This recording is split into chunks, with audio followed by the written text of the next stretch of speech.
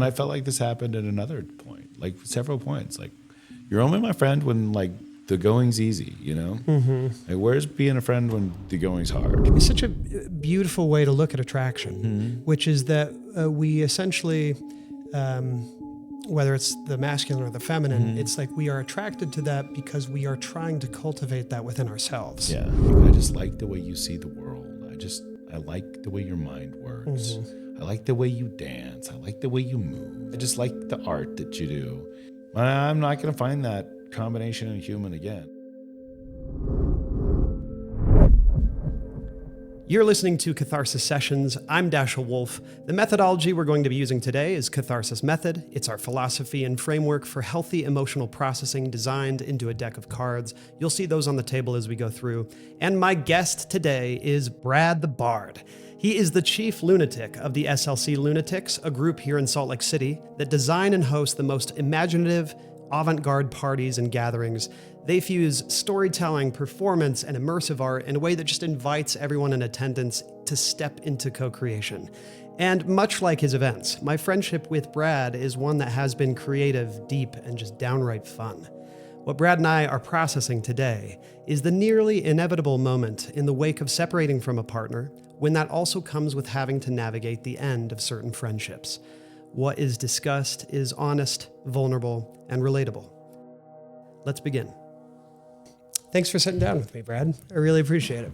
It's our maiden voyage. Yeah, you did one in person with me, and it was helpful at the time. I was going through a situation. So like when you asked me to do it again, I was like, yes, and. So tell me a little bit about your passion project. Tell me about SLC Lunatics, just a little bit. Yes. I'm very passionate. It's just like my art form.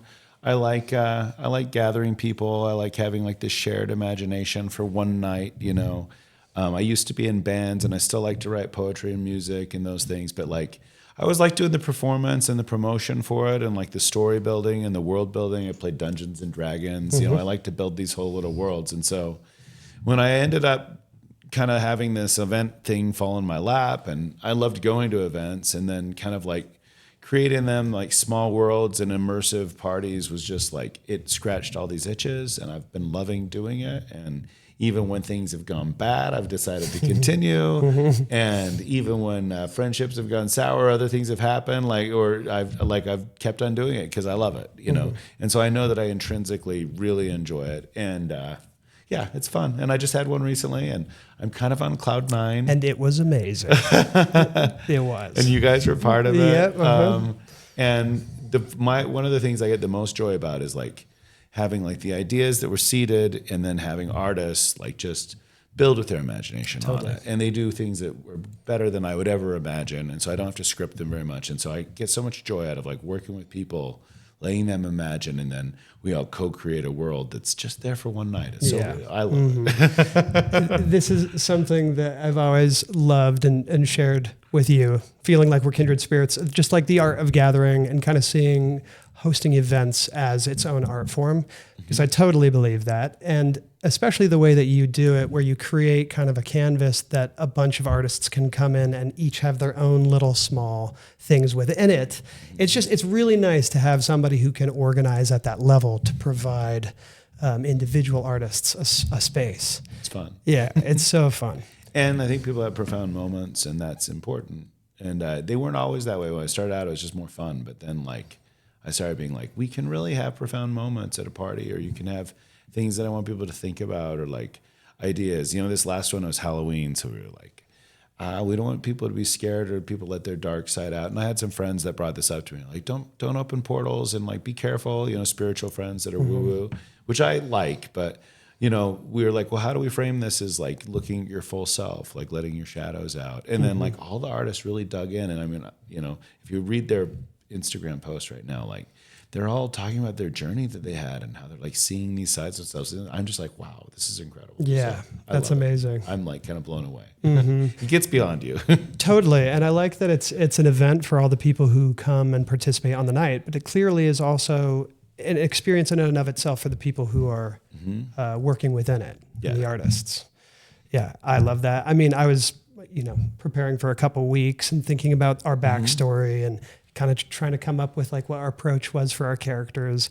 It was so much fun.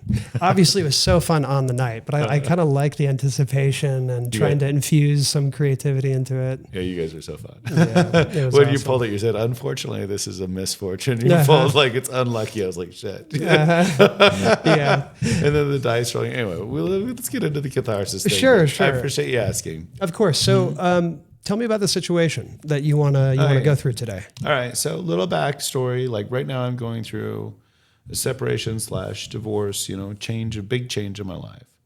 And with that, I have a friend who, she basically decided for whatever reasons, she basically told me that she'd only been being my friend recently because of my partner, who I'm no longer with. And so it was this whole I don't want to be your friend anymore. And, this is somebody that I care about. And then, so I have some grief about that, but I also have understanding where I'm like, well, maybe Vanessa needs, friends on her side, maybe this is better for this person too, for that. They also had some grievances that I tried to listen to and try to, that I wanted to take ownership for. But even when but it did feel like that when I did take ownership for it, it didn't really matter. Like the decision was made. Okay. There wasn't much that I could do. And so I've got and then, so, my conflicting feelings or why I want to talk about it, why it'd be good for kind of like a therapy session, if you will, which is what catharsis is I want to understand my feelings more on it. Mm-hmm. And also there's things that you can control or do. I noticed that I'm not chasing, I'm not trying to get the friend back or trying, in the past I would have done more I'm in pain, I don't want this anymore. But now part of me is well, I want people to have their autonomy and not try to control their narrative or their life. You know what I mean? So there's a lot of feelings that I have about it. I thought it might be fun to talk about it with catharsis. Yeah, let's get into it. So defining that situation is kind of the first step in using Catharsis Method. And so do you mind if I ask you to define that situation in another way? Do you mind boiling it down to kind of just the literal raw data of what happened? Mm-hmm. No interpretations, no feelings yet. Mm-hmm. It was a friend who, because of the separation that you're dealing with, has decided not to be your friend, despite you having a long history? Long history. And I mean, they may have had other reasons too. So I don't want to say that that's the only reason, right? But that was the culminating reason where they're well, at this point, I've kind of been dealing with these other things because you're also tied to your partner. But now that you're not tied to him, I don't want to be friends with you, So it's they had other reasons too, and they voiced them to me, and but yeah, the situation is now that I'm kind of in a separation, that was kind of the straw that pushed them to be I don't want to be your friend anymore, mm-hmm. They didn't block me, but they were unfollowed me. They were I'll only be civil to you in situations, I was it felt very unfair to me. Gotcha. So I mean, that's the way I felt. Okay. They may feel differently. Gotcha. Okay. So let's go ahead and start. So just a reminder, these 3 gems are for you. Okay. As we go through, you can place those on any of the cards that kind of evoke the big aha moments from our session together. Okay. So as they happen, go ahead and throw those gems down as we go. Mm-hmm. So we're going to start with the awareness portion of the exercise. Okay. And so just a quick explanation. Awareness is gathering the pieces of our experience. It's how we feel. It's what we think. And we're going to assemble that data into a blueprint that will later guide our management in the second half of the exercise. So honesty and non-judgment are key here. Okay. Be present. Don't create answers to these questions. Instead, only acknowledge the answers that are already there. Okay. All right. So we'll be going through the 3 pillars: observation, empathy, and intuition. And we're going to try and map out your feelings on our little emotion timeline, which is that emotions are triggered. They make us feel the initial appraisal or our very first thoughts. And those thoughts will trigger the emotion. And each emotion, biologically, has a function, and then it motivates behaviors to carry out that function. So the very first thing that we need, Bradley, is for you to think about the situation that you've chosen to process and to choose the 3 emotions that you feel most in regards to that. And I can give you a quick little explanation of the emotion pairs just to help you make your decision. And those 8 primary emotions that we have here, the first pair is joy and sadness, which both deal with possession of something or an experience. And that's whether you're gaining possession or whether you're losing possession of something that you value. There is anger and fear, which both deal with threats. Anger is the approach to attack and confront a threat, while fear is the decision to avoid and hide from the threat. Anger makes yourself big, fear makes yourself small in the face of a threat. The next emotion pair is trust and disgust. These both deal with the values of something or someone in your proximity, either aligning to your own values or misaligning to your own values. So trust is obviously an alignment, which motivates us to embrace something, welcome it in, while disgust is a misalignment of values, and that's to push something away or to literally, vomit it up and out because we interpret this thing as bad for us. And the last emotion pair is anticipation and surprise. Both of these deal with new territory, change that is either coming and we need to anticipate it, or change that has happened and we need to orient to it. So there's the 8.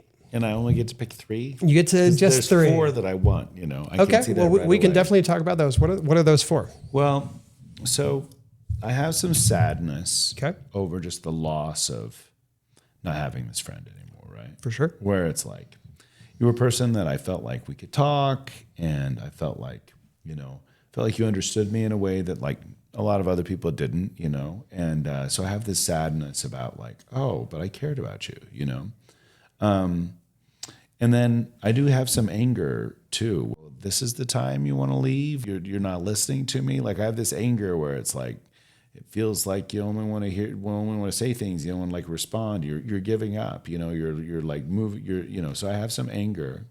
And I do have some surprise because I didn't really expect it. But I'd say maybe that's the least of the 4. And then I have some disgust where I'm like, well, kind of fuck you. Like just like really you want to just give up on being my friend.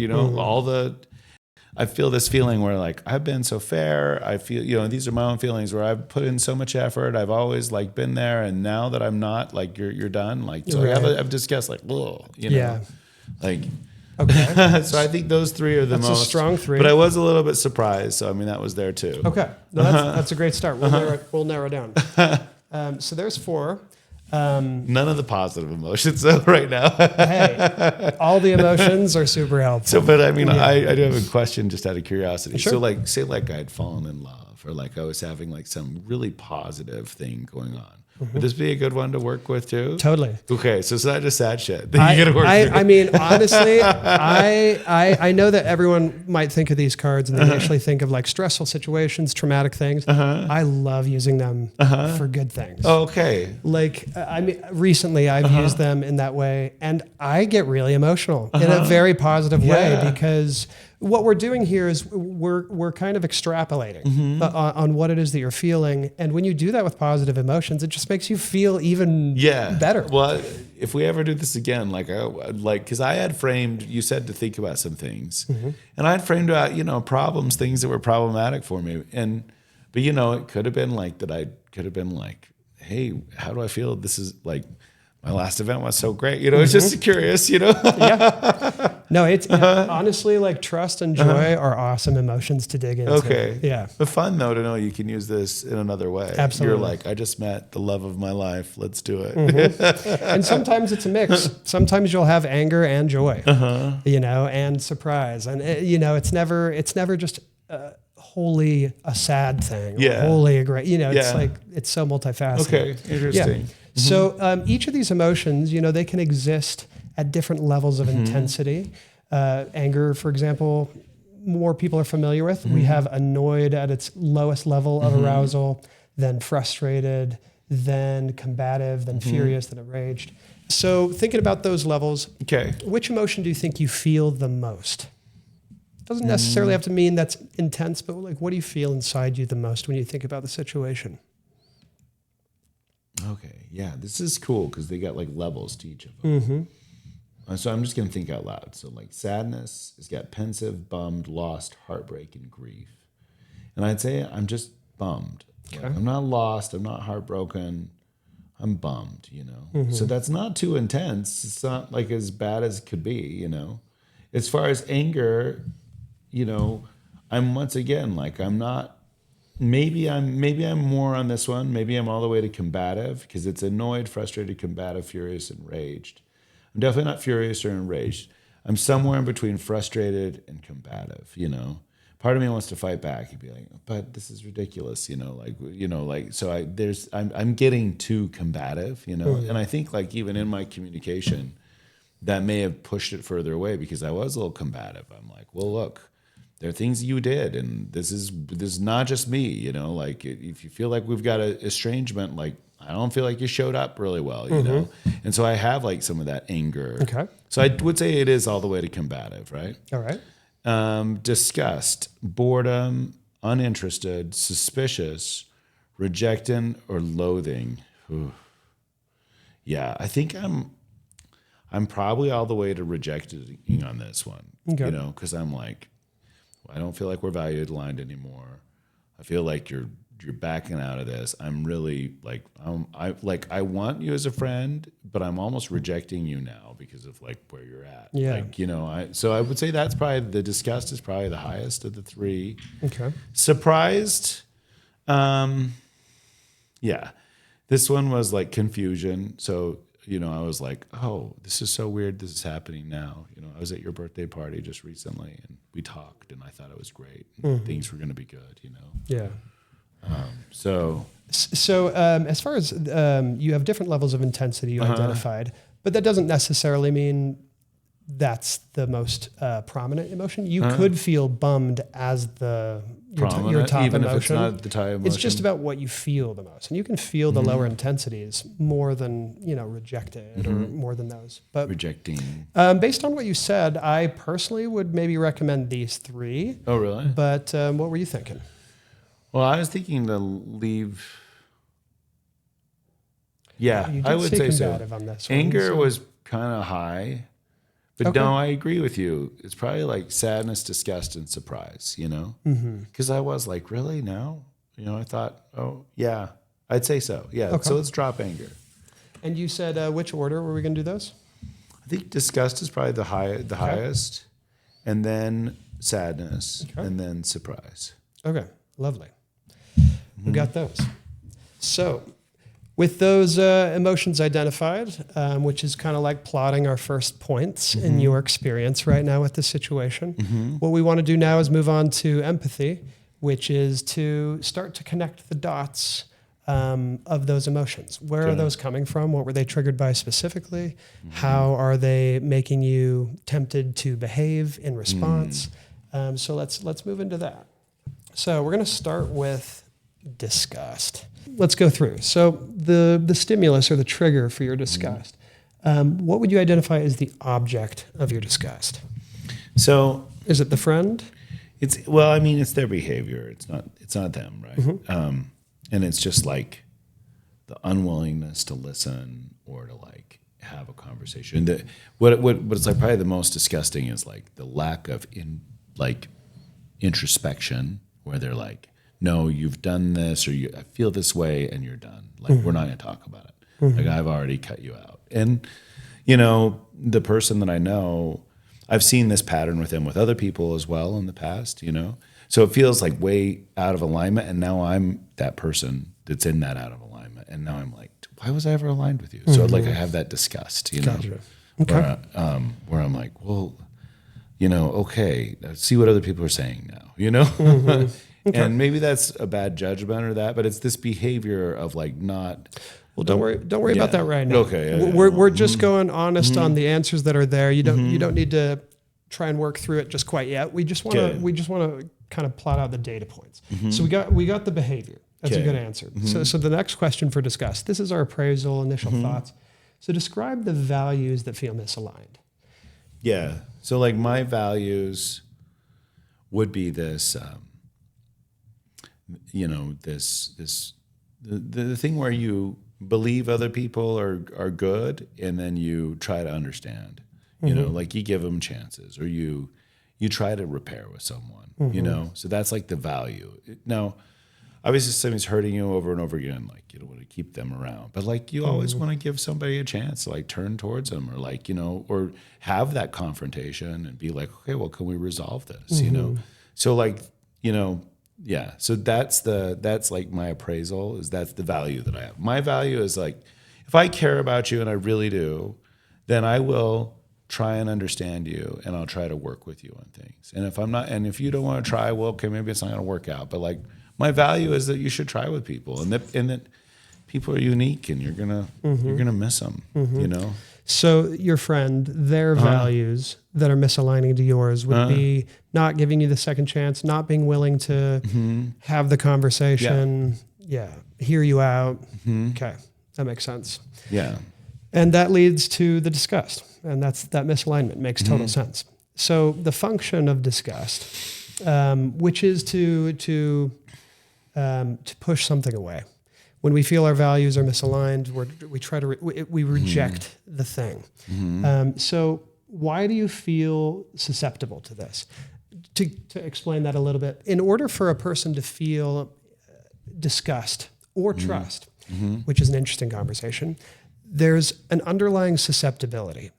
Because if you didn't feel susceptible, you probably wouldn't react with a strong emotional response of disgust. If you were just totally indifferent to it, you probably wouldn't feel much. Yeah. But when we feel intense trust or disgust, there's some underlying susceptibility that we have in order to respond that way. So would you say that the susceptibility was how close you were with this person? Maybe the history that you have? Because that would be something that would, make you a lot more inclined to getting frustrated. Yeah, and and the history too, and like the times that I. So what makes me susceptible to it is that I care, and that they matter to you, and that they have mattered to me. It, sometimes very intensely, and that's varied over time, but like they always mattered to me. Okay, and so I'm susceptible. Yeah. So just thinking about your behavior with just this feeling of disgust, how are you inclined to reject this? And this doesn't have to be the perfectly mature response. This could just be your knee-jerk reaction. Yeah. Is there a part of you that wants to be like, well, screw you? Yeah. Or, well, then I don't need to talk to you anymore. Or how are you inclined to respond? Yeah. And I mean, I probably did this a little too. Because some of the things that may have spurred it was like, hey, this doesn't feel in alignment with me any longer. Like, let's not do this. And that might have actually pushed some of the conversation, A part of me was to be like, hey, I don't want to be aligned with you anymore. Like, I don't want us to be considered as like, I feel like I did have a little bit of that. And the immature thing would be like, I don't want you associated with my brand anymore, if you will, Yeah. Okay. Totally. I mean, I think that's a great response, because when there's a misalignment of values, the susceptibility is like we somewhat worry that they are going to taint our values by being in the presence of us. Yeah. That's why it motivates this response of like, well, get it away, don't let it contaminate our values. Yeah. And if your values were rock solid, well, then you wouldn't feel susceptible and feel as though they could taint you. Oh. You see what I'm saying? Yeah. It's not always that deep. Yeah. But if this person continued to be in your life, do you kind of feel like it would be a betrayal of your values now that you've seen how they've responded? Yeah. I mean, yes and no. And I'm probably still susceptible, like if they were like, hey, I do want to talk about this, like, let's see if we can align, then I would be like, yeah. But their unwillingness to do that makes me be like, okay, I don't want to be aligned. Like it pushes me further, makes me want to push them further away, right? Which doesn't make me want to chase or like work on it or reach out anymore. Okay. So, but I think so. Like them being the way they are now, it makes me be like, yeah, I don't want to be associated with you. You know, it does. Totally. Push them away. Yeah. That's a good answer. Okay, so let's move on to looking at the sadness and that emotional experience. So our first question for sadness, the stimulus and the trigger, which is that you have lost possession of something that you had attributed value to. Yeah. So what was lost? So it was like so a few things. I feel like there were multiple things that were lost, right? So one of the things that was lost was access to that person and their way that they saw the world, right? Which I valued. And access to like their perspective and thoughts and, like that I valued, right? Then the other thing that was lost is that like, I feel like, I built some things with this person, like we started some things together. And so I feel like losing them also feels like I lost some of the credibility of what I was building, or like some of this, there was some loss there. Like Totally. And I think that there's part of me, and I've lost friends before, but there's part of me that doesn't like, and maybe this goes back to like being a kid or something like that, but like, I don't want to be the person that lost a friend. You know what I mean? Like there's this thing that like, I feel like I lose, like, and maybe this is my own self-judgment, we can get into this, but where I feel like, if I, it's like, you meet somebody and they're not friends with any of their exes or whatever. Or they're not friends with any, like they've had fiery blowouts with friends. And sometimes like, well, is that you? Yeah. It's like, are you the problem? Right. Like you seem to be the common denominator in all these friendships, And I know that people get at odds with each other and stuff, but like, one of my values is that I can work through things and that I can have hard conversations. And so losing somebody that was close to you and that you cared about also makes me feel like, maybe I lost some of my own values. I lost the person, and then maybe I lost some of the credibility of what we built together. Yeah. Right? It's really good. It's kind of multi-layered. Yeah. There's a few things involved. There's a few things with the loss, Okay. So that's what was lost. So now looking at the next question, how was it lost? We kind of have talked about it a little bit, but just the quick of it. Well, that's a tough one. Like, how was it lost? So some of it was my actions, right? So and they talked to this to me where they're like, I feel like you didn't hear me in our friendship when I'd said some things. I feel like you made me feel small or didn't like listen to the things I had to say. So, I mean, some of it I just have to take responsibility for, where I'm like, okay, there are ways that I acted that maybe caused this loss, right? Okay. But then there's also like geographic distance. They moved away. So they, and then I had, on my side where I didn't reach out as much either, where I was like less fascinated by the human, less infatuated, if you will, because there was a time where I was like, was one of my favorite people on earth, and so it, so there were like, those are the things that like how it was lost.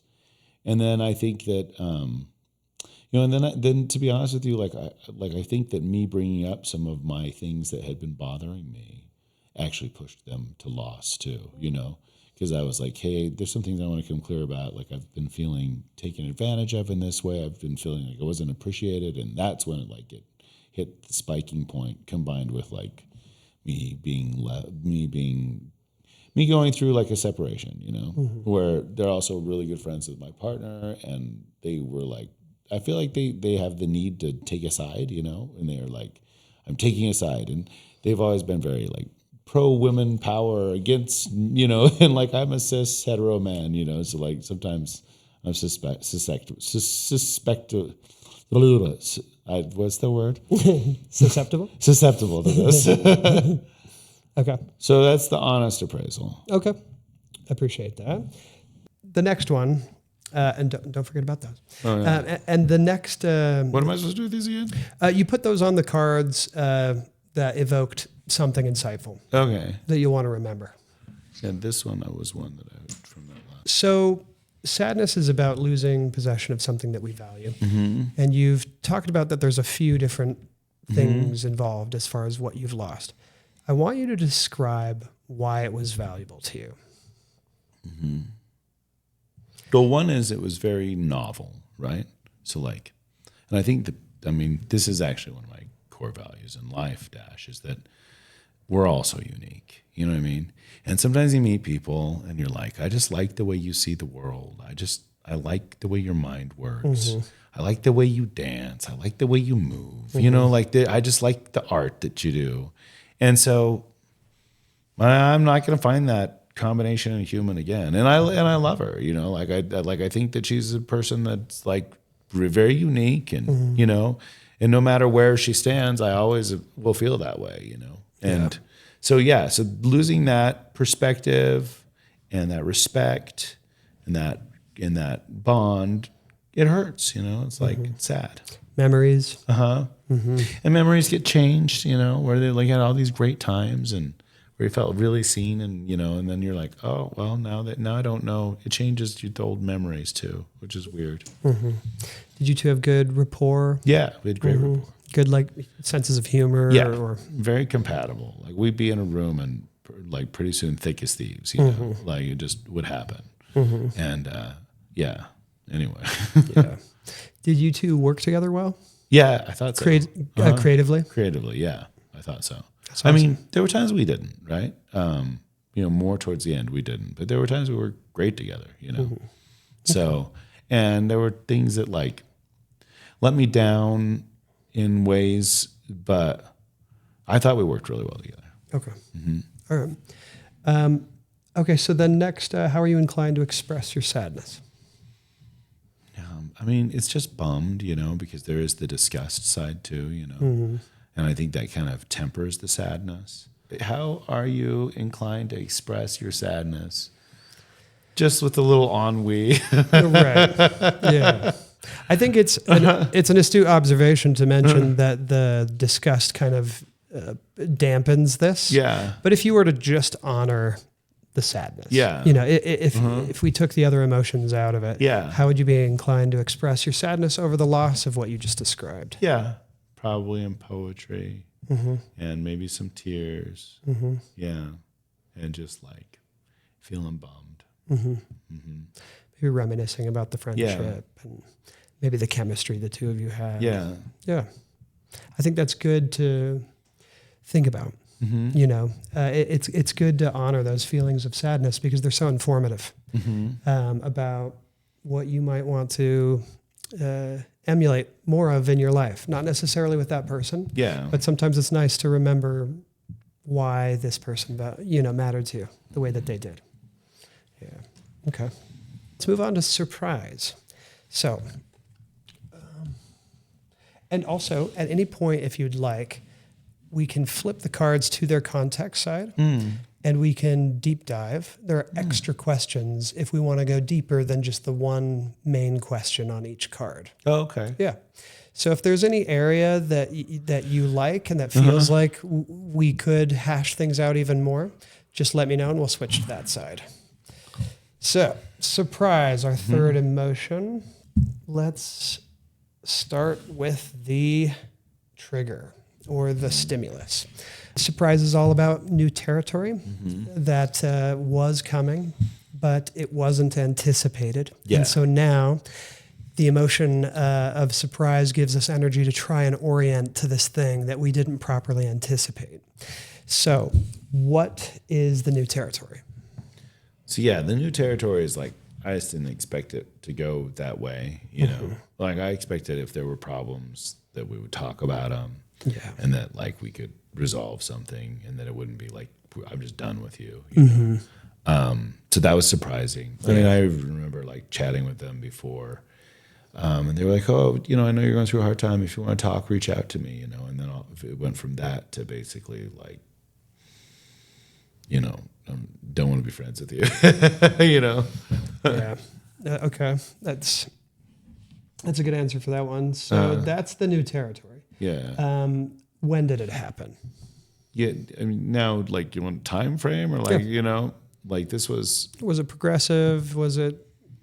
Yeah, I mean, I would say it's progressive, like things lessened over time, but like honestly, it felt pretty suddenly, and it was like after in September, So it was just like it happened.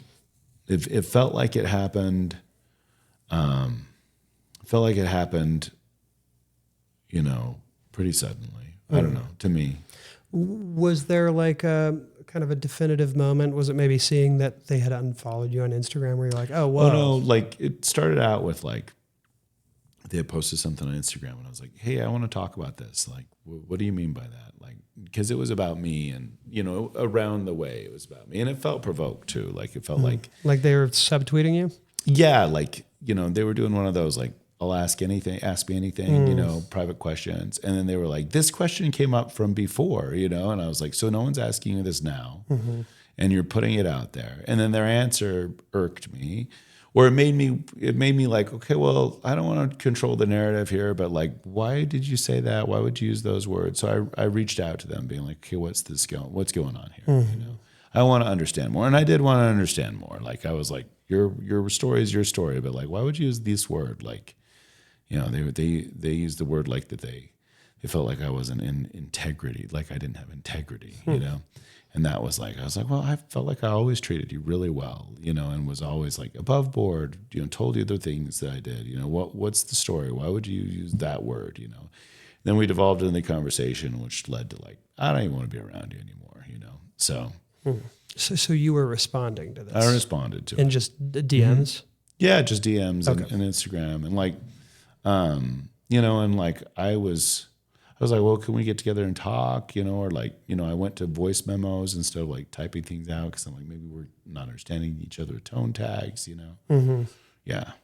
Okay. That was the definitive moment. When did it happen, And I'd already been, kind of let the world know about my separation from Vanessa and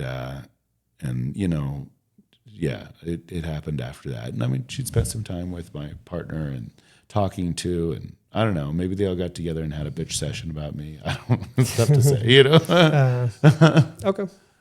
So the function of surprise is to try and essentially give us energy to try and quickly orient, to rehearse and to make sense of things. So for this question, describe how it impacts you.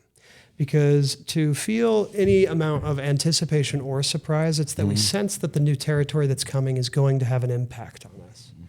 And so if we are very surprised by something, it's because there's some level of impact. So just describe that impact. Yeah, I mean, it's not a ton. I mean, the impact is the same as the loss, which is a lot, but it's just like, oh, well, now you're not a person I can call. Now you're not a person I follow. Now you're not a person that wants me around or want, you know what I mean? Like, yeah. So the impact there and the surprise is that I thought I would have that friend, and I thought it would be a joint friend, like I thought that, I would obviously not talk bad about Vanessa, but at the same time, I thought, and my other friends have gotten divorced. They've said this where they're like, people choose sides, and then otherwise they become an unsafe friend for both of you. So like there was some surprise that I was like, oh, I lost you as a friend. I guess you're in the other camp, and I don't want to lose other friends over this. You know what I mean? Like, yeah, like I love and respect the person I'm separating from. Like I want to have a good relationship with him. We have kids together. Like my dream scenario is that we stay great friends and like are able to like continue to love and support each other just in a different way, So the reality of like losing a friend so quickly, due to that and maybe some other factors too, it's just like it was surprising, and I was like, shit, this is something I didn't think about was going to happen. Right. Separation. Yeah. Kind of some of the fallout. Yeah. Yeah. And it's definitely impactful. So the last question here, how are you inclined to process this? If surprise is trying to orient to something that we didn't anticipate, how are you inclined to try and, orient to it? Oh, talk to my friends about it. Use Catharsis Method. Use the Catharsis Method. Have a nice long conversation about it. Yeah. And try to understand how I really feel and like what I would want out of that, some of it is like try to come to peace with the new change, where I'm like, is there anything I can do? Do I feel like I did enough? Because there is, of all this here too, there's this, and I don't know if it's the leftover Mormon guilt or whatever, but it's just like this guilt of like, well, did I not do enough? Was I not enough? Did I, was this my fault? Which I'm sure some of it is, Yeah. Anyway. Okay. So moving on to the last pillar of awareness is intuition. We've connected the dots, and now intuition is kind of just summarizing the bigger picture here of what we've gone through. But before we do that, do you want to do a deep dive on any of the particular cards? I want to see what this values one was Sure. a little bit deeper, because I feel like that's interesting, the values. What is your relationship with that or them? Yeah. Yeah.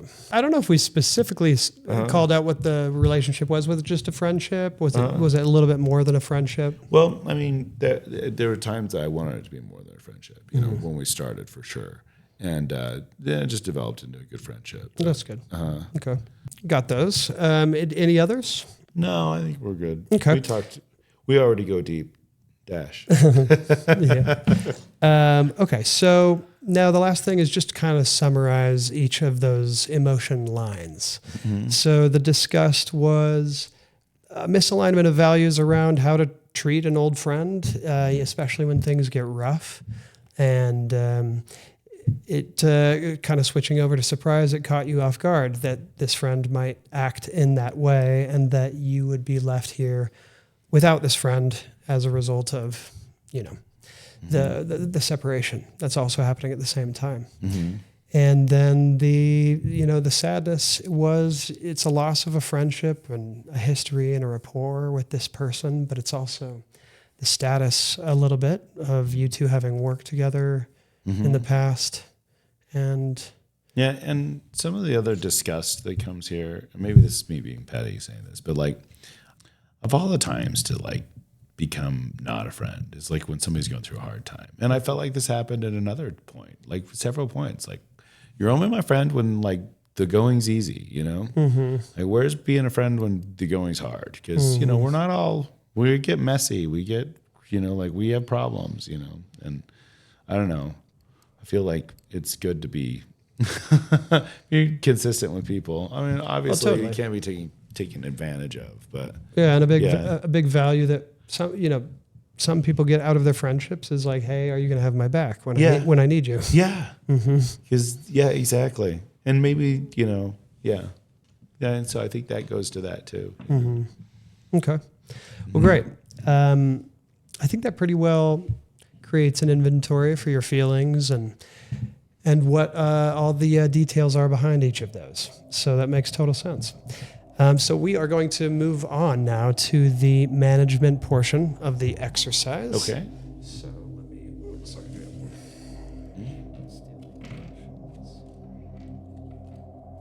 so moving into management, it's going to be a little less about just exploring your feelings. And now we're going to start to like challenge some things. Because it's really good to just get your feelings out exactly as they are and to not judge them, not censor them, because they just need to be expressed. And if you just, repress them before they even get their moment, well, then that's just stunts the kind of some of the insights that we could otherwise glean. And but now that we have done that, we can properly move on to start taking a second look. Okay, so we're going to keep our situation card because we're still kind of focused on the same situation. And then response is going to be the last card of our exercise. And so this is the management portion. Okay. I'll read this to you. Management is the ability to regulate thoughts, feelings, and actions. It takes the blueprint of our awareness and then challenges that initial experience.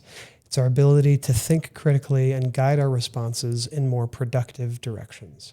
So separate yourself now from the feelings, bring things into perspective, and let's concentrate on results. All right. The 3 pillars of management are composure, accountability, and innovation.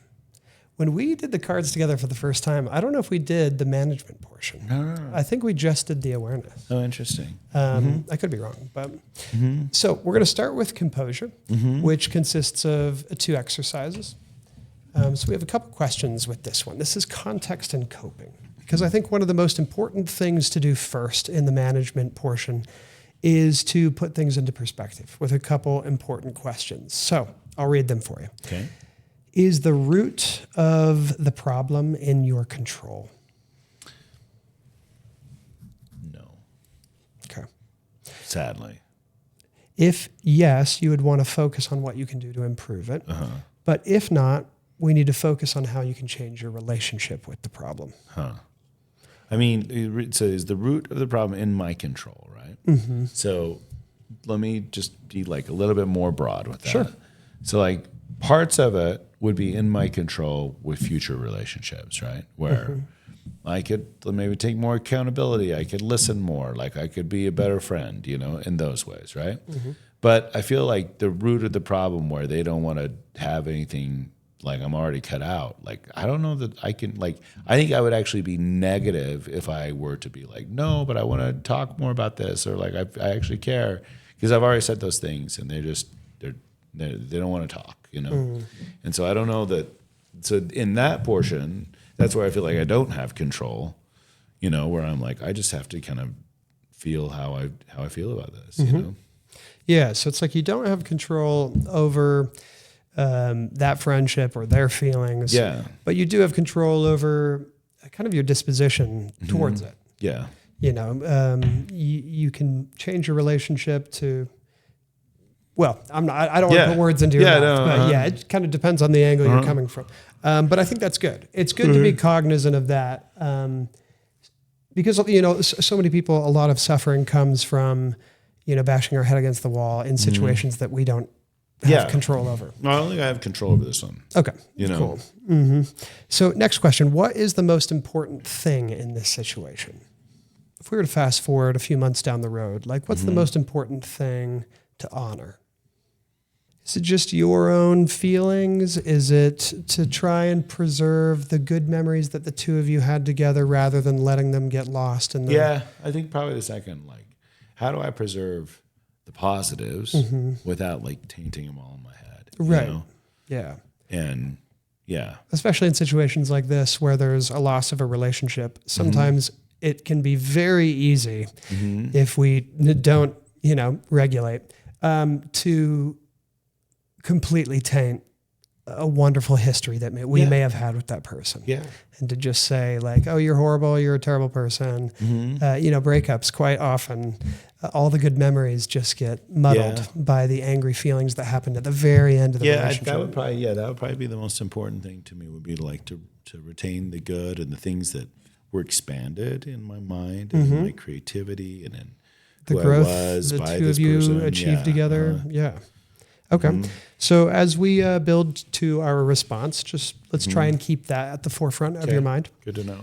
And so this last one is to take a second look at our coping strategies. When facing an amount or type of stress that we aren't able to manage, we all resort to our coping mechanisms. A form of compromise, coping buys us momentary comfort, but at a cost. Distressed feelings can be soothed or numbed. Uncomfortable thoughts can be bargained with or indulged, and our strategy is going to be picked for us until we consciously intervene. Interesting. So coping can be healthy, can be unhealthy, but ultimately it is something that we engage when we're experiencing a stress that we can't handle, an amount of stress or a type of stress that we just literally can't process. Yeah. And there's a million creative ways that people come up with for coping. Yeah. So what's an unhealthy coping mechanism that you've used in the past and what made it unhealthy? Yeah. So one would be like animosity or the anger, being like, well, fuck you. Right. Just being like, well, then it makes it simple. You were worthless anyway, Right. Cutting people out is definitely easier than thinking through your feelings. And trying to navigate difficult conversations. That's a great answer. So what is a healthy coping mechanism that you could use in this situation? Well, and I think I have done this a little bit. I've talked with some good friends. Talking with Vanessa was actually really good. The one that she chose as a friend, because she was able to like point out some things about the relationship, and like she was like able to help me see the other side of things and like have a little bit more empathy, and then like not be so mad and be like, okay, I understand this. I mean, I still have some like upset feelings that are still value aligned for me, but at the same time where I could be like, okay, I get it, like what else are you going to do? And, if you look at the history of the relationship, it was always me driving more, like wanting her to be in my life and like being the pursuer, being the person saying, let's do this, being the facilitator. Like I would take care of everything. And then the other person is like, okay, well, I'll do this if you're doing all the things. And then when I stopped and was more of just like a regular friend, I feel like there was some backlash, and I can understand. We're like, well, maybe I don't want to be friends, because I was a little bit more intense, I was like, oh no, we're going to be friends, And so that's one method. And, then I've talked to some other friends where I've been like, oh, I'm feeling this way. And I've just talked through it. And that's been a healthy thing for me to like retell the story and like not try to make myself feel good, but like think through it, be introspective, like be like, oh, what are the lessons here? What am I going through? So I feel like that's kind of a positive coping mechanism. Yeah. Possibly. Yeah, I think that's great. A negative one would be to tell other people things I didn't like about her, or to gossip, or to be, right. That would be like a negative version of that, and not have empathy when I talk about her. Right. So anyway. Totally. Especially, what your strongest emotion was feeling, rejected. And I think a lot of times when we feel rejected, there is this temptation where it's like, well, if I can put them down, and if I can get people to buy into this story where they're an idiot, well, then I won't have to feel as bad about being rejected. Yeah, and that's kind of a negative thing. And like, if I were to think about it, like there's a temptation. Maybe I've indulged a little, Everybody does. That's the ego. It's basically saying, well, hey, it doesn't feel good to be rejected, especially by someone wonderful. Yeah. So let me change the narrative around them being wonderful. Yeah. I think that's totally normal. Definitely something to challenge. Okay. So we're going to move on to a stress inventory. Okay. So we want to check in on your stressors right now. It's good to be cognizant of how our external stressors, unrelated to the situation, might be affecting our composure and might be unfairly changing how we respond to this situation, bleeding over. So we just want to do a quick little check-in on some of the sources of stress in your life and whether those are trending in a more positive or negative direction lately. So we're going to make two little piles that are Stress going to go negative, positive. So we're going to start with 3 health questions for you. So my sleep schedule has been mostly erratic or consistent? Erratic. I love the way you said it. I got a lot going on right now, Dash.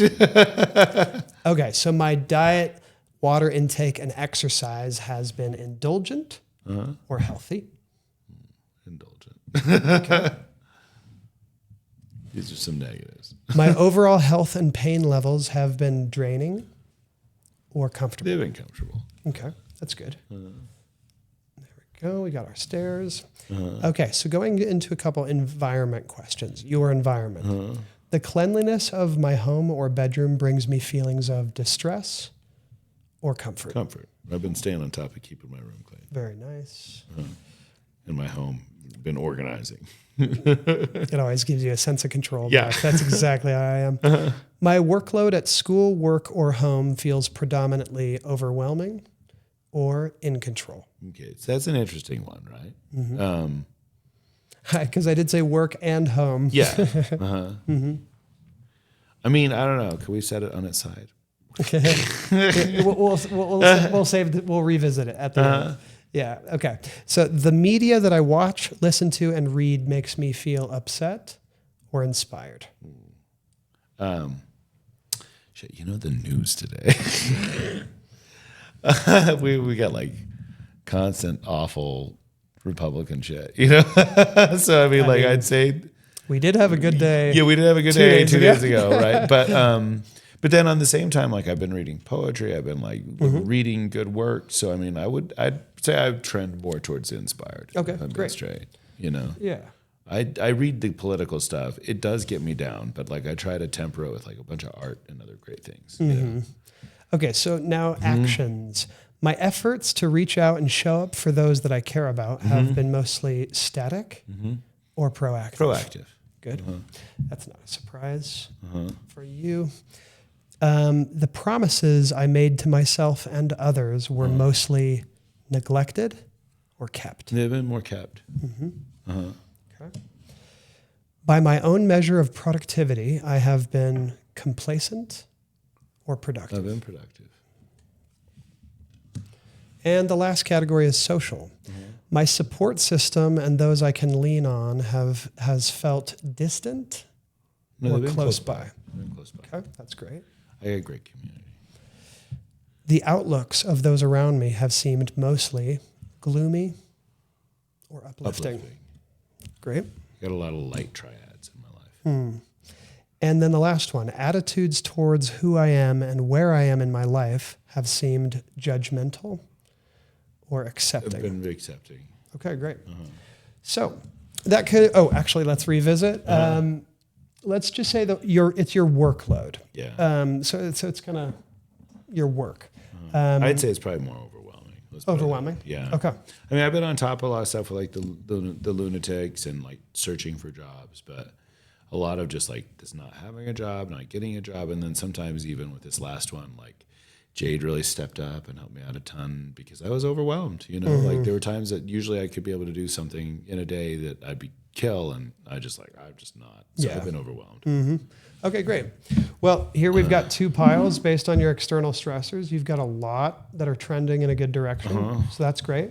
But we do get a little snapshot at some of the things that might be contributing stress. And so it's good to just be cognizant of these to make sure that this stress isn't bleeding into how we respond to this situation. Okay. Okay. All right. Put those there. Now we're going to move on to the accountability pillar. So now an important thing with accountability, because this exercise is a one-size-fits-all approach, depending on all the many different situations people might process. Accountability is something that can be necessary very often, and sometimes it's not necessary, and I don't want people let's say people who are suffering with grief to feel like they need to take accountability. So we're only going to do the exercises that feel relevant and needed to this situation. Okay. So there's 5 exercises that we could do. There's cognitive distortions, which is just looking at some of the basic cognitive distortions or thinking errors to learn about those That one and sounds to good. maybe see if you need to work on them. Conscience and trust, we would just look at core values. You could identify one you want to work on or a favorite or anything like that. Then there's radical acceptance. This is probably the most complex thing in Catharsis Method. And this is for people who are struggling to accept something. They're resisting what is. And it's a mini exercise in radical acceptance. Then there's a thoughts and actions exercise, which helps you just take a second look at unhelpful thoughts or unhelpful actions that you might have to try and interrupt those patterns. And then the last one is communication. And it's taking a second look at either your communication or someone else's communication and thinking about it. Okay. So which of those stand out? Well, I mean, like, I feel like I don't know enough about all of them, so we should just do them. But Here, we'll do... why don't you pick some, Dash? I mean, I think we'll do cognitive distortions, conscience and trust, and communication. I think will be a really good one for you. Okay. Yeah. Let's do it. Okay, cool. So cognitive distortions. So these exercises, they are a pinwheel. Okay. There's the kind of the top card, which the 3 steps are look through the options on this wheel, these 12 different cognitive distortions, and just reflect. It could be, what do I need to work on? Which am I most or least familiar with? What feels relevant? Or which is most interesting? And then you'll just choose one and answer why you made that choice. Okay. Do I put this on it? And now you can go ahead and just look through those. I'd say this fallacy of fairness on this one. There's 2 in here so far. Okay. What are you kind of reflecting on? Which you One of them- like? one What's of them is interesting? blaming. The other one is maybe the fallacy of fairness.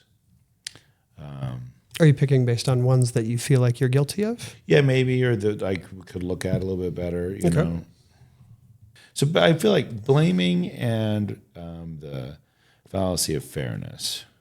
Okay. Those are the 2 that like maybe we look at. Fallacy of fairness.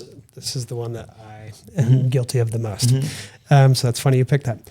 Measuring every situation and behavior on a scale of fairness.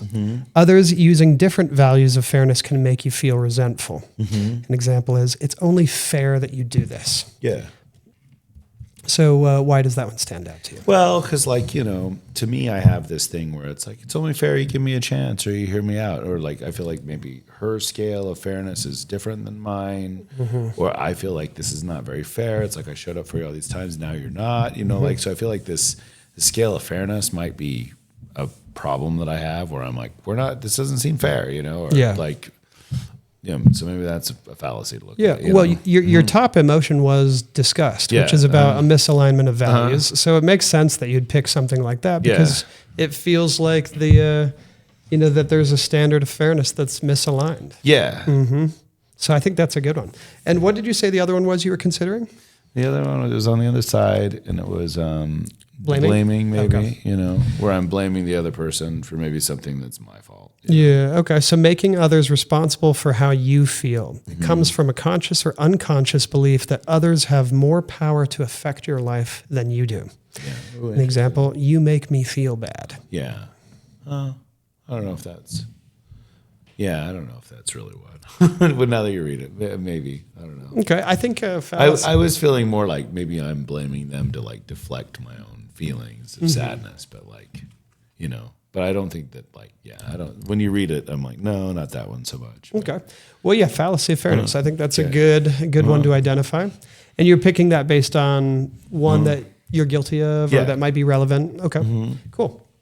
Well, let's move on to conscience and trust, which is, I'll go ahead and read this. So conscience and trust. Conscience is the strength of your core values, and trust is what's earned from yourself and those around you for upholding and following through on those values. So we have 12 core values here. So you can go ahead and look at those. And again, you can pick it based on, reflect on whatever you want. What's most interesting? What's a strength? What's one you need to work on? It's up to you. These are like strengths. Just core values. I mean, the one that sticks out on this side is connection and authenticity, those 2. Okay. So we've got authenticity, which is being true to yourself, genuine and aligned with your values and beliefs. And then connection is fostering meaningful relationships, social bonds, and a sense of belonging. So why did you pick those 2?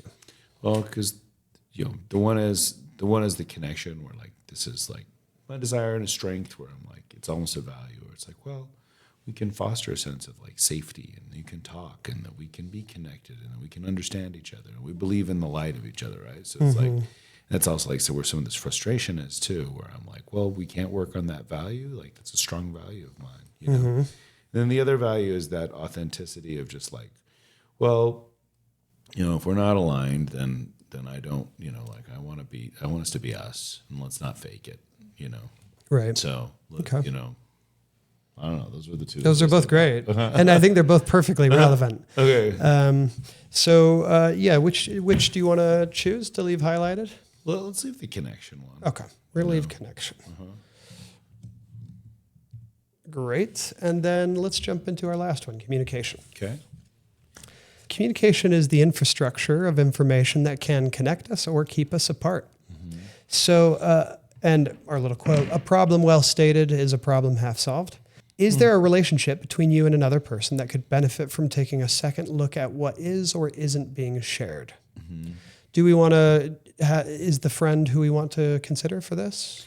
I guess. I mean, it's hard because they don't want to be connected anymore. So it's almost like, what do? You know? Oh, yeah. Well, I mean, I guess I can like write a letter or try again, you know, but I'm like, is that healthy? I don't know. You know? Okay. Well, we can go through these questions. We can just think about what their communication was, what your communication was.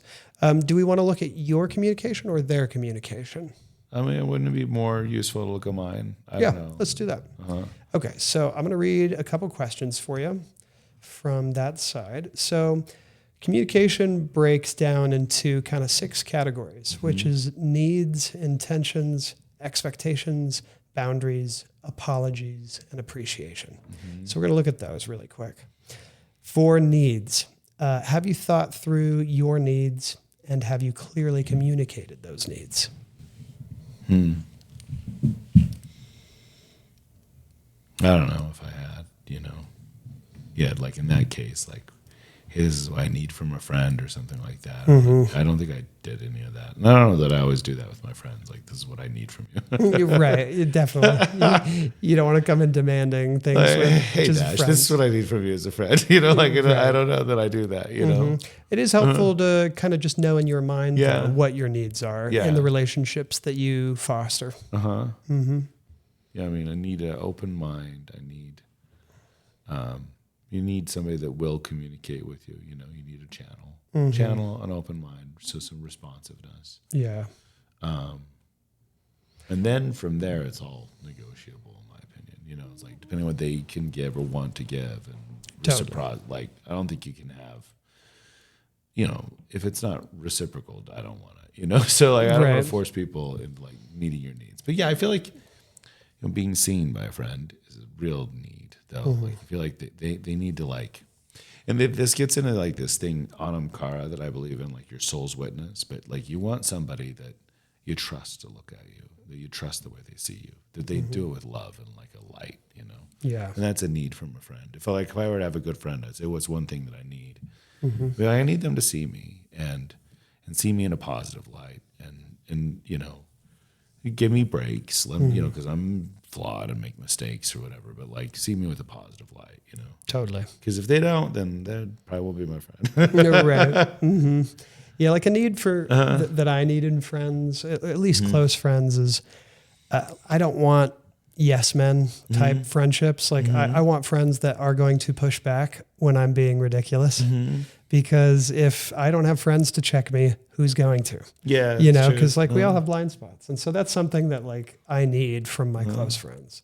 And that is actually something that I do let them know. Yeah. And it's kind of nice when you express needs like that. I mean, obviously don't come in demanding, but sometimes when you just talk about needs like that with your friends, they suddenly know how to show up for you in a much more direct and obvious way. And so sometimes it's nice to talk about. And I agree with that one too. Like, you want people just to tell you the good, right? Or to like tell you what they're seeing. But I do think they got to do it with kindness, though. You know what I mean? Yeah. So Totally. Care. Yeah. Not judgmental. Yeah. But from a place of love, of like, hey, you need a little bit of. Yeah. Well, and that was like when I talked to Vanessa. That's like what she was. She's like, well, Brad, but this here too. Like she could speak to the other side and be like, well, have you looked at the way you showed up here? Things like that. So, yeah. Okay. Anyway. Okay. So 2, intentions. What are your intentions, and have you communicated those intentions to them? Yeah. And that's one with this friendship that like, I don't know that I did good with, Well, I mean, I probably did, but I didn't, because like in the original thing, we were just friends. Then all of a sudden I developed feelings, and I was like, oh, I wanted to be more than that. And then... And did you express that? Yeah, I expressed it. I'm always good at expressing my feelings, actually. I think I'm good at expressing them. But I think you are too. Yeah, but like... but I think that there was some self-deception later on. We're like, we are just going to be friends, even though I still kind of had hope. And then that changed. And I felt like we were in a better friendship situation. Yeah. But I don't know. Okay, so 3 expectations. Do you have expectations of them? Are those expectations fair? And have you communicated those expectations? Yeah, and that's the thing. I started communicating them, and I think that's when it like went south. Okay. Because I probably didn't think they were fair. Like, I was like, no, wait, you're getting all this, and I'm not getting this back. Maybe I have these expectations. Can we talk about it? It's also a possibility, though, that like if we communicate needs or expectations and a person doesn't like it, well, then that's, Yeah, maybe they wasn't aligned. yeah. And maybe that's okay. Yeah. And maybe you save your space and you save your intimacy in your heart for the people who are going to be more aligned to Yeah, what you want in a close friendship. which is true. Yeah. Yeah. Okay, boundaries is number 4. Are there any boundaries that need to be set? If a boundary is crossed, what then? Have you communicated your boundaries? I think we were fine on boundaries. Yeah. Okay. Apologies. Have you crossed any communicated boundaries of theirs? Did you give them an apology, acknowledging what you did and stating how you'll change? I think I did, and that was kind of hard to be like, I think I'm saying these things and then reiterating and coming back and, you don't want to take the apology or you don't want to listen to it, Yeah. Sometimes I think people are surprised. They're like, oh, you really do listen and say that. And they don't know what to do. They've already made up their mind. Yeah. And then this last one, I think, is a good one, considering what you wanted to keep at the front of your mind, which was honoring the value of the friendship, the good memories. So this one is appreciation. Are there efforts being made for you by others that you haven't seen or expressed appreciation for? How can you let them know? Yeah. Yeah. And maybe there was some lack there. Typically, I'm pretty good at the appreciation piece. Okay. Maybe not, though. I don't know. I usually am like, life is short. Just tell people that you appreciate them. Yeah, that's how I am too. Yeah, you and I both, especially if we get a little bit tipsy, we wax very really appreciative of each other. Sometimes you're like, what are you on? I'm like, I'm just high on life. Okay, so that wraps up our accountability pillar. So we're going to move on to the last pillar, which is innovation. Okay. And so we've got 2 exercises we're going to do here. There's reverse engineer, and then we'll move on to the cognitive triangle. Okay. So first of all, reverse engineer, every single one of our emotions, there's wonderful insights that it can give us simply by just existing. By simply feeling disgust, there are so many good insights you can get from that if you reverse engineer it. So you get to choose which one we do. We can reverse engineer trust or disgust to scrutinize our susceptibilities, reverse engineer anger or fear to strengthen your sense of security, reverse engineer your sadness or joy to generate a gratitude game plan, or reverse engineer anticipation and surprise to reinforce your resilience. Yes, I don't think we need that one. Okay. This one's interesting. This one is kind of interesting too, and then this one is interesting. I think the most interesting is that one, maybe. Okay. Just because the goal is to retain the good memories, Right. because I can't control the relationship coming back. Definitely. I think this is a good one too, considering where you put your gem on the first half of the exercise was on the card, which was talking about the ways you express your sadness. So let's use this. Okay. So the presence of your sadness, you described it as being bummed. Because sadness deals with the loss of something that you value, you know that if you feel sadness, then there is something valuable that was there, that was lost. And the intensity level of your sadness equals how much value you attributed to it. If you're horribly morose over something, well, then you know that you had attributed a large amount of value to it. What we want to think on is the something valuable, which you did a good job of describing. It was a couple different layers, the friendship, the rapport, the work that you did together. And then we also want to think about the attributed value. So these are writing prompts, but we're just going to do them as questions together. Write down or tell me your 3 favorite things about this.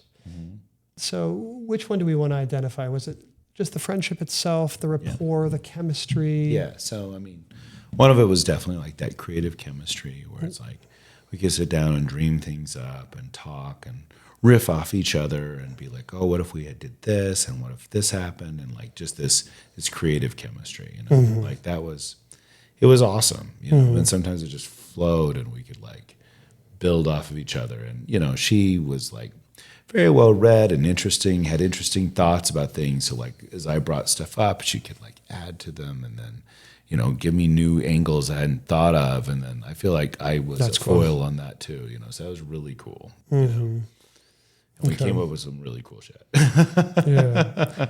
Okay, that's a great favorite. What are two more favorites? And then, what were some of the other questions were in there? Just your favorite aspects of what was lost, which was the rapport, the friendship, the chemistry, what any of those things. What were just your favorite And things then about the those? other thing was just like there was, and I don't know if it was just this person's manner. Maybe they make everybody feel this way, but there was this way of like when you talk to her, she had a way of like really listening. You know what I mean? Where it was like you did feel that like she could understand, and like she took it in a different way than maybe other people did, and she had different perspectives on it. But it felt like a deep listening, like really good eye contact. You know what I mean? Just like there were like ways that just when you talked to her, you felt like, oh, I'm being seen, and that was really beautiful. Yeah, that's amazing. Okay. And I think she did that with a lot of people. It wasn't just me, but a lot of people after they were done talking with her were just like, whoa, it felt so like heard and understood, Yeah, that's a talent. Okay, well, those two are great. So now for each of those, what is a way that you can creatively incorporate, emulate, or attract more of those things into your life?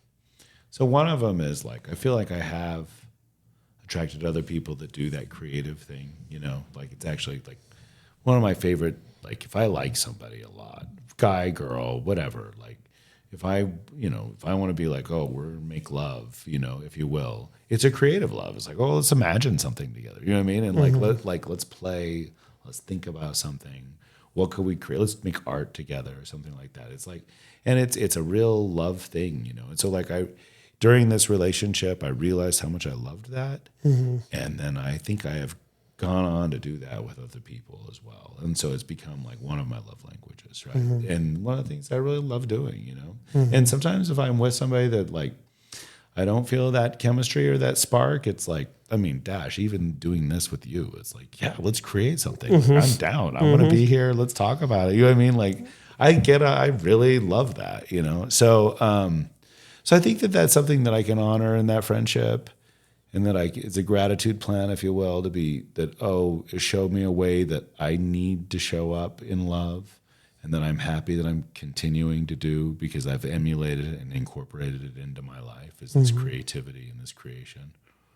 And I mean, I had it in the past, like when I had bandmates and things like that, or like you had a writing group or a poetry group, whatever. Like I've always kind of had it, but like, I don't know, sometimes I lost it, So even like with Vanessa, some of our best times were like when we were creating her barbershop, I'd come up with the ideas and how do we create it and make it look. And like that creative energy is really powerful. Yeah. Yeah, I mean, I think you're surrounded by some pretty an amazing group of people. Yeah, well, I mean, it's like my passion, and I do it with a lot of people, and I'm polyamorous. Like we create with whoever wants to. I mean, it's still sacred, but it's like, it's still something I like to do. Anyway. Yeah. Well, that's awesome. Okay, so our last exercise. Well, there's one other thing that is in there I want to talk about. I know your timing may go off, but like you said, one of them was that, and then what was the other thing that I brought up? Because I thought I had something. Yeah. That was the first. So that was the creative rolling together. The second one was how she had a way of just listening and making you feel seen. And like admiring that in other people when they listen, and but also being that person. Because actually, one of the coolest things about attraction, this is attraction to men and friends, and when I say attraction, I put it in a general sense, but like people that have really blown me away in my life, and I've had like this awe-inspiring way, it's a lot of times things that I want to become more. Totally. Where it's like, oh, I really admire these traits because like I feel like I need to be them more. Right. And so I hope that I've learned from her is to listen more to people that way, and to have that curiosity and that interest, and have it genuine. And if you go into human design, she was the same as me, which is or the people that focus people. I can't remember what it is, but like it is somebody that shines the light on other people and like sees them. It's a projector is the name. Yeah, you know? And so like, I think it taught me to be a better projector, if I will, where I'm going to magnify other people's talents. And that's something that I like to do. So that's it. So like, if we're doing a gratitude plan, this is really cool, Dash, because now I'm like, oh, these two things that are now like core values of myself that like I do all the time and love doing and maybe did to an extent before, but now I do them to even a hyper extent before. And like, I can attribute that to that friendship. Totally. As like a catalyst and a great example. And a stepping stone in making the standards in your creativity and your friendships and everything that much better. Yeah. That's cool. I wouldn't have realized that had we not done this. It's really cool, Dash. Does it deserve a gem? It deserves this purple royal gem. Very nice. It definitely deserves a gem. That's cool. Very good. It's a little bit of a distraction, but what you were saying about attraction, I really like. You're familiar with Carl Jung. Oh, yeah. And the anima and animus is such a beautiful way to look at attraction, which is that we essentially, whether it's the masculine or the feminine, it's like we are attracted to that because we are trying to cultivate that within ourselves. Yeah. But usually it's projected onto others first, that we see it in others. We say, oh, I really like that thing, but really that's coming from a desire to cultivate it within ourselves, which I love. Yeah. It makes me look at my friends in a totally different way where I'm like, oh, no wonder I love you so much. Like, I'm trying to learn from you. I see these traits in you that I admire so much, and I wish I could integrate into myself. Yeah. That's a good way to look at your friends. So the last exercise is the cognitive triangle, which is kind of a staple within cognitive behavioral therapy. And it is the understanding of how interlinked our feelings, our thoughts, and our behaviors are, and how each of those affect the other. And so when it comes to trying to regulate, we can't directly just change our feelings. You can't just go, I want to stop feeling sadness now. Yeah. We just can't do it. We can change our thoughts over time with conscious effort, but we can change our behaviors that quickly. And so if we want to change how we feel, we can't do it directly, but we can do it indirectly through our thoughts and our behaviors. Okay. So what would you like to feel? What's the ideal feeling that you would like to have? I think gratitude and resolve. Okay, that's amazing. So yeah, gratitude and resolve. Let's use those. So, what are some thoughts that you could employ that would promote a feeling of gratitude and resolve? So I mean, the thoughts, even this one that we came up with there, is like, hey, when I think about this person in our history, let's think about what were the positive things I got out of it. You know, how am I different now? You know, not what I've lost, because I could focus on that, but like focus on what were the good things that I got out of that. And Totally. How am I different now? And several months from now, the way that the friendship may have ended, I think will increasingly become less relevant. But the amazing things that you had in that relationship are always going to stay relevant because they could, if we choose, inform our future. And so staying focused on those helps us, emulate and incorporate more of that into our life. So yeah, I think that gratitude game plan that we did is a perfect example of thoughts that will help inspire that feeling. So for behaviors, what are some behaviors that you could do, let's say tomorrow, that could help inspire more of those thoughts and also inspire a feeling of gratitude and resolve? Yeah, so a behavior change would be this is tough. The thoughts are easier for me. But the behavior is like, okay, what do I do differently? I mean, definitely like probably not talk bad about the person, like, so use your words because they're going to come up because they're part of my history. People ask them what happens or whatever. And instead of focusing on like, oh, I did this and they did that, maybe focusing on, well, these are the great things I've learned out of, using my behavior to use my words to talk about those three things.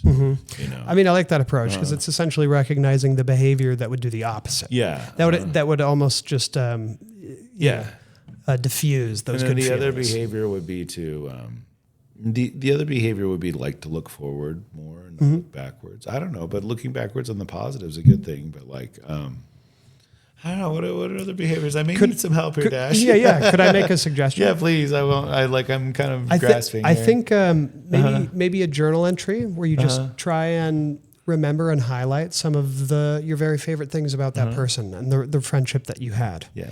I think just dedicating a journal entry to that would be a really nice way. It'll put you in that headspace. It will give you those feelings. I do this thing though, like in my room, I got a lot of memorabilia from my friends and like my fellow artists and stuff. And like I've got a poem that they wrote. It's like on my wall. Like I got pictures of them up because they were like part of my life too.